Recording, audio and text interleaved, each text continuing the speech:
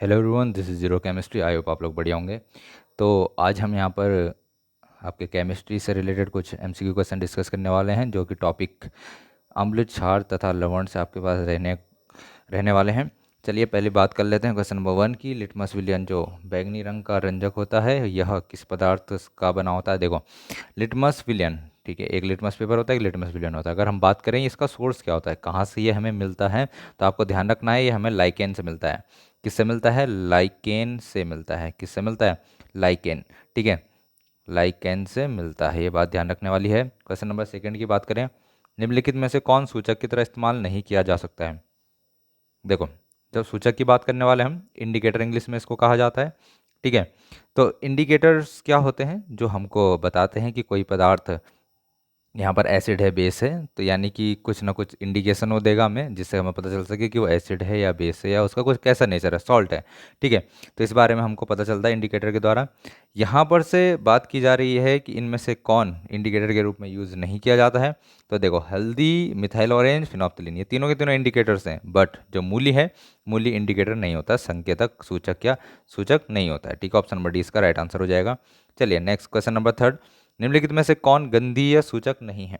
गंधीय सूचक यानी कि जो अपना या कलर वगैरह चेंज कर देता है, गंध, गंध के उससे, ठीक है। तो गंधीय सूचक हो जाएगा हमारे पास ऑल फैक्ट्री, यहाँ पर इसको कहा जाता है ऑल फैक्ट्री इंडिकेटर्स कहा जाता है। तो इनमें से कौन सा ऑल फैक्ट्री इंडिकेटर नहीं है? तो ध्यान रखेंगे यहाँ पर ऑल फैक्ट्री इंडिकेटर कौन नहीं है, तो शकरकंद ऑल फैक्ट्री इंडिकेटर नहीं होता, गंधीय सूचक नहीं होता है। वनीला, प्याज, लौंग का तेल, ये सब क्या है? गंधीय सूचक है। क्वेश्चन नंबर 4 की बात करते हैं, निम्न में से कौन द्विक्षारकीय अम्ल है? द्विक्षारकीय अम्ल की बात करने वाले हैं, तो यहाँ पर H2SO4। देखो, इतना ये आपके पास डीप नहीं आने वाला है, इससे आपको ज़्यादा इसमें पढ़ने की ज़रूरत नहीं है, बट फिर भी आपको बता देता हूँ, H2SO4 यहाँ पर इसका राइट आंसर हो जाएगा। जिसने PDF बनाया था वो हमारे एग्ज़ाम के पॉइंट ऑफ व्यू से नहीं था, 9th-10th के पॉइंट ऑफ व्यू से था, बट इसमें कुछ उसने एक्स्ट्रा क्वेश्चन भी डाल दिए, तो हम उसको एक बार देख लेते हैं। बाकी जहाँ पर जो इंपॉर्टेंट चीज़ें रहेंगी मैं आपको बता दूंगा, और जो इंपॉर्टेंट चीज़ें नहीं रहेंगी उनको भी आपको बता दूंगा। चलिए बात करते हैं क्वेश्चन नंबर 5 की। पोटास एलम, पोटास एलम क्या होते हैं? तो पोटास एलम की जब हम बात करने वाले हैं, तो पोटास एलम एक द्विक लवण होता है, ठीक है। यहाँ पर ये भी हमारे पास डबल सॉल्ट बात होती है इसकी, ये भी हमारे एग्जाम पॉइंट ऑफ व्यू से इंपॉर्टेंट नहीं है। चलिए क्वेश्चन नंबर 6 की बात करते हैं। एसिटिक अम्ल एक दुर्बल अम्ल है क्योंकि यहाँ पर क्या होता है, इसके जलीय विलयन अम्लीय होते हैं, ये ज़्यादा आयनित होते हैं या ये कम आयनित होते हैं? तो यहाँ पर ध्यान रखने वाली बात ये है, ये कम आयनित होते हैं, यानी कि ये कम आयनित होने का मतलब, अगर हम इसको मिलाएंगे पानी में, तो ये पूरी तरीके से डिसोसिएट नहीं होता है, पूरी तरीके से डूबते नहीं है, टूटते नहीं हैं, इसलिए यहाँ पर ये एक दुर्बल अम्ल होता है। और अगर एसिटिक अम्ल की बात की जाए, एसिटिक अम्ल है कौन? तो ध्यान रखेंगे CH3, COOH को हम क्या कहते हैं? एसिटिक अम्ल कहते हैं। सी को एथेनोइक एसिड भी कहा जाता है। क्वेश्चन नंबर 7 की बात कर लेते हैं, निम्नलिखित में से सबसे प्रबल लवण कौन है? ठीक है, तो प्रबल लवण की बात कर रहा है ये, तो NaCl सबसे ज़्यादा प्रबल लवण कौन है? NaCl है। क्वेश्चन नंबर 8 की बात करें, निम्नलिखित में से कौन एक से अधिक अम्लीय लवण बनाएगा? तो एक से अधिक अम्लीय लवण कौन बनाने वाला है?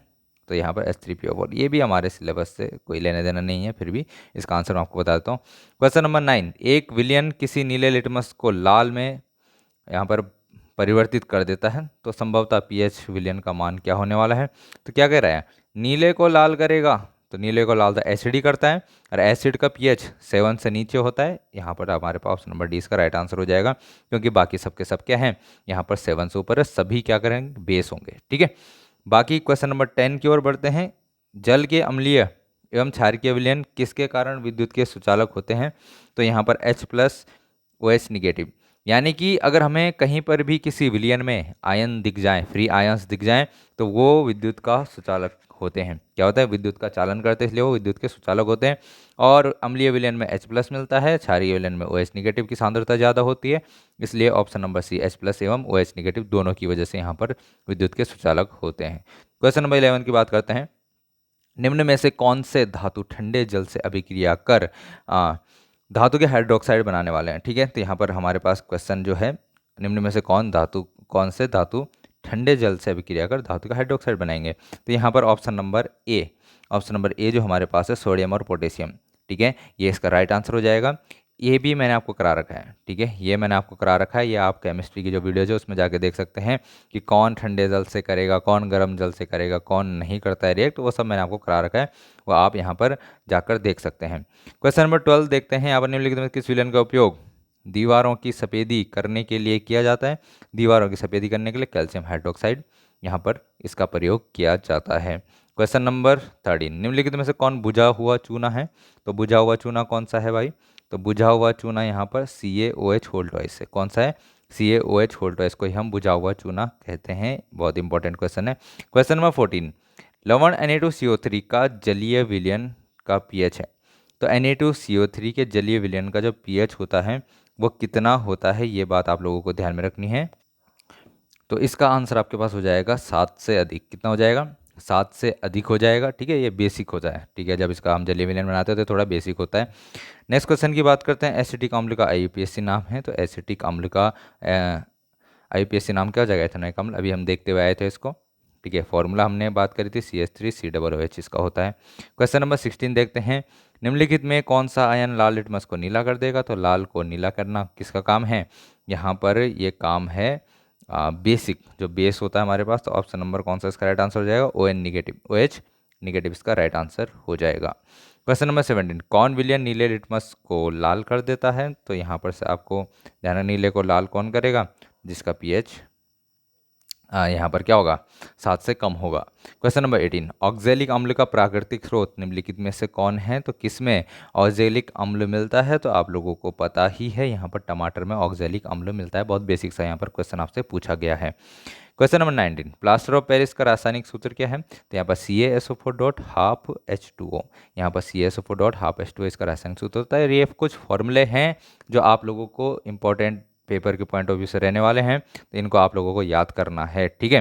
क्वेश्चन नंबर 20, लिटमस विलयन जब न तो अम्लीय होता है और न ही क्षारीय होता है तब इसका रंग कैसा होता है? तो यहाँ पर इसका रंग होता है बैंगनी। बैंगनी यानी कि यहाँ पर पर्पल कह सकता हो, ठीक है, बैंगनी, यहाँ पर वायलेट कह सकता है या पर्पल कह सकता है, ठीक है ना, आप इसको ध्यान रखेंगे। क्वेश्चन नंबर 22 का और 20 का C वाला यहाँ पर आंसर हो जाएगा।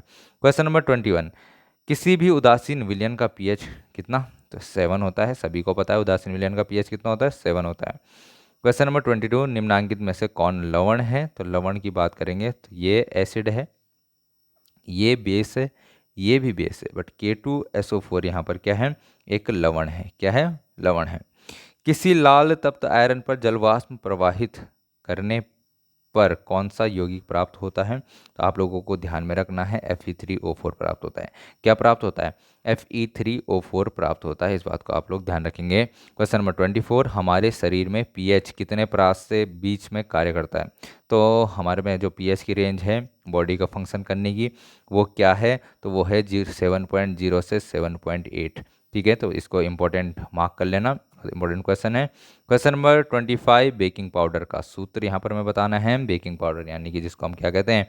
खाने का सोडा भी कहते हैं। उसका यहाँ पर अणुसूत्र क्या होता है? तो NaHCO3 होता है। क्या होता है? NaHCO3 होता है, जिसको सोडियम हाइड्रोजन कार्बोनेट या फिर सोडियम बाई कार्बोनेट भी हम कह देते हैं। क्वेश्चन नंबर 26, निम्नलिखित में कौन विजातीय यौगिक है? विजातीय यौगिक की बात करें, देखो, चूना, पत्थर, खड़िया, संगमरमर, सबका यहाँ पर CaCO3 फॉर्मूला होता है। बट यहाँ पर कैल्शियम कार्बोनेट यानी कि इसको कहा जाता है। बट प्लास्टर ऑफ पेरिस आपको पता ही है क्या होता है प्लास्टर ऑफ पेरिस का फॉर्मूला। अभी हम देख के आए थे कि प्लास्टर ऑफ पेरिस का फॉर्मूला क्या होता है? CaSO4 डॉट हाफ H2O होता है, इसलिए इसको कैल्शियम सल्फेट हेमीहाइड्रेट भी कहते हैं, ठीक है। अगले क्वेश्चन की ओर बढ़ते हैं। निम्नलिखित में से सेहत का कौन सा मान क्षारक विलयन का मान देता है? ये क्या हुआ भाई? क्या क्वेश्चन है? pH लिख लेना भाई, इसको तो क्या कर सकते हैं हम। pH का कौन सा मान क्षारक विलयन का मान देता है? तो क्षारक में पता ही, यहाँ पर 7 से ज़्यादा क्षार हो जाएगा। क्वेश्चन नंबर 28, निम्नलिखित अम्लों में से कौन प्रबल अम्ल है? कौन प्रबल अम्ल होने वाला है? तो यहाँ पर सल्फ्यूरिक अम्ल सबसे प्रबल अम्ल है इनमें से। नेक्स्ट क्वेश्चन नंबर 29, निम्नलिखित में से कौन क्षारक नहीं है? तो क्षारक नहीं है, OH निगेटिव देता है, KOH यहाँ पर देता है। ZNO यहाँ पर ये क्या है? ये हमारे पास मेटल का ऑक्साइड है, तो metal oxides are basic. Metal oxide basic होते हैं, क्षारीय होते हैं, अभी आपको पता होना चाहिए। और यहाँ पर ये क्या है, एक लवण होता है NaCl, तो इसका राइट आंसर क्या हो जाएगा, यहाँ पर बी वाला हो जाएगा।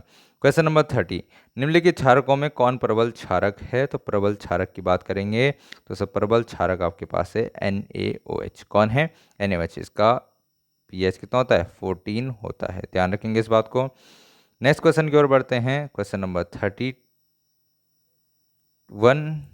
कुछ ऐसे पदार्थ होते हैं जिनकी गंध अम्लीय क्षारकीय मध्य में बदल जाती है, उन्हें कहते हैं, तो गंधीय सूचक कहते हैं। क्या कहते हैं?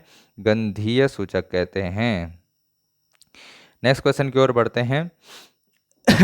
सभी धातु कार्बोनेट एवं हाइड्रोजन कार्बोनेट अम्ल के साथ अभिक्रिया करके क्या बनाते हैं? तो धातु कार्बोनेट और हाइड्रोजन कार्बोनेट अम्ल के साथ अभिक्रिया करके यहाँ पर बनाते हैं आपके पास जो कार्बन डाइऑक्साइड। क्या बनाते हैं? कार्बन डाइऑक्साइड बनाते हैं। साथ ही साथ आपके पास बनाते हैं संगत लवण, उनसे जो मेटल के सॉल्ट बनेंगे और जल बनता है। तो ये रिएक्शन आप लोगों ने पढ़ी होगी, तो ये यहाँ पर ऑप्शन नंबर डी इसका राइट आंसर हो जाएगा। इनमें सभी चीज़ें बनती हैं। क्वेश्चन 33, सभी अम्लों में पाया जाता है, तो सबको पता है सभी अम्लों में हाइड्रोजन पाया जाता है। क्या पाया जाता है? हाइड्रोजन यहाँ पर पाया जाता है। H+ तभी तो आता है हमारे पास। क्वेश्चन नंबर 34, हाइड्रोजन युक्त सभी यौगिक होते हैं। हाइड्रोजन युक्त सभी यौगिक क्या होते हैं यहाँ पर? तो आपके पास लिखोगे अम्लीय होते हैं। कैसे होते हैं? अम्लीय होते हैं। क्वेश्चन नंबर 35, जल में घुलनशील क्षारक के बारे में क्या कहते हैं?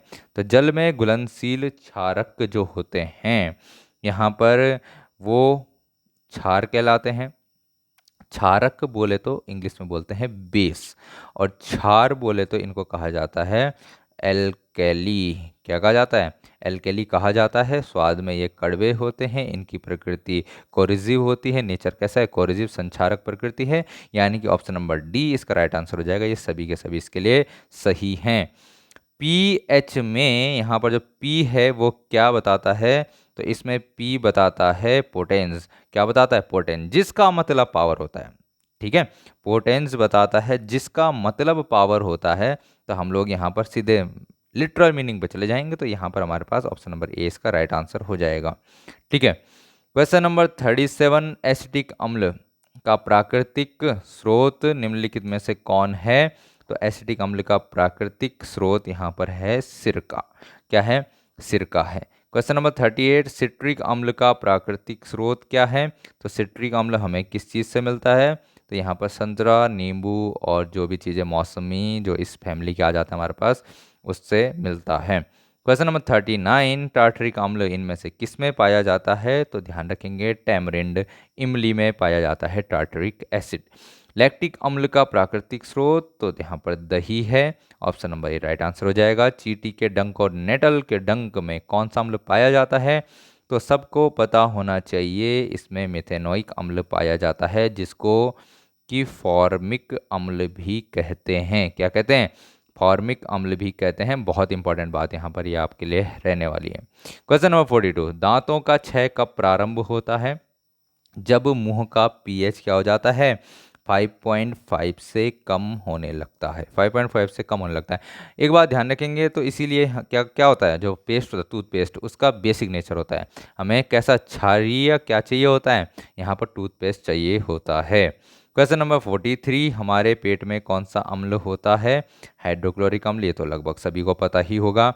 हाइड्रोक्लोरिक अम्ल एवं सोडियम हाइड्रोक्साइड के विलयन की अभिक्रिया से उत्पन्न लवण को क्या कहते हैं? तो सबको पता है HCl प्लस NaOH क्या बनने वाला है? NaCl बनने वाला है, साथ ही साथ वाटर बनने वाला है। तो इसको क्या कहते हैं? NaCl को सोडियम क्लोराइड कहते हैं। Option number B right answer हो जाएगा। धोने का सोडा, यहाँ पर हमने बात करी थी सोडियम कार्बोनेट, ठीक है, डेकाहाइड्रेट, यहाँ पर Na2CO3.10H2 इसका आंसर हो जाएगा। ऑप्शन नंबर ए इसका राइट आंसर आपके पास हो जाएगा। कर लेंगे इसको, बेसिक सा क्वेश्चन है। क्वेश्चन नंबर 46, बेकिंग सोडा का रासायनिक नाम क्या है? तो NaHCO3, मैंने क्या कहा था? Sodium hydrogen carbonate. Sodium hydrogen carbonate, यहाँ पर ऑप्शन नंबर बी इसका राइट आंसर हो जाएगा। क्वेश्चन नंबर 47 बेकिंग सोडा का सूत्र है, तो अभी हम लिख चुके हैं बेकिंग सोडा का सूत्र। क्वेश्चन नंबर 48 जल की स्थायी कठोरता को हटाने के लिए यहाँ पर उपयोग किया जाता है, किस चीज़ का उपयोग किया जाता है, तो धावन सोडे का उपयोग किया जाता है, धोने का सोडा यानी कि वॉशिंग सोडा का प्रयोग किया जाता है। क्वेश्चन नंबर 49 सोडा अम्ल अग्निशामक में किसका उपयोग किया जाता है, तो यहाँ पर अग्निशामक में किस चीज़ का प्रयोग किया जाता है, तो NaHCO3 यहाँ पर सोडियम हाइड्रोजन कार्बोनेट का प्रयोग किया जाता है। तो फायर एक्सटिंग्विशर होता है, उसमें किसका प्रयोग किया जाता है, सोडियम हाइड्रोजन कार्बोनेट का प्रयोग किया जाता है। सल्फेट अर्धहाइड्रेट यानी कि हेमीहाइड्रेट का अन्य नाम क्या है, तो यहाँ पर हमने देखा था हेमीहाइड्रेट हमारे पास कौन होता है, तो प्लास्टर ऑफ पेरिस कौन होता है, प्लास्टर ऑफ पेरिस। हेमीहाइड्रेट का बोले तो हाफ H2O आ जाएगा उसमें, CaSO4 dot half H2O। Question number 51 किसी भी उदासीन विलयन का पीएच हमको पता है 7। निम्नांकित में से लवण कौन है, तो हमें अभी हमने देखा था ये लवण है, ये दोबारा से रिपीट कर दिया यार इसने, अगेन आंसर्स रिपीटेड। चलो इसको हटाते हैं विजातिया, चलो ये भी हमने किया, ये तो दोबारा दोबारा वही क्वेश्चन दे दिया यार इसने, ये क्या बात हुई। चलो आगे बढ़ते हैं आगे बढ़ते हैं आगे बढ़ते हैं।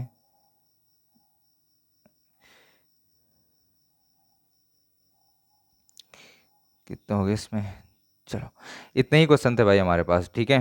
इसने दोबारा से वापस से वही क्वेश्चन को यार लिख दिया।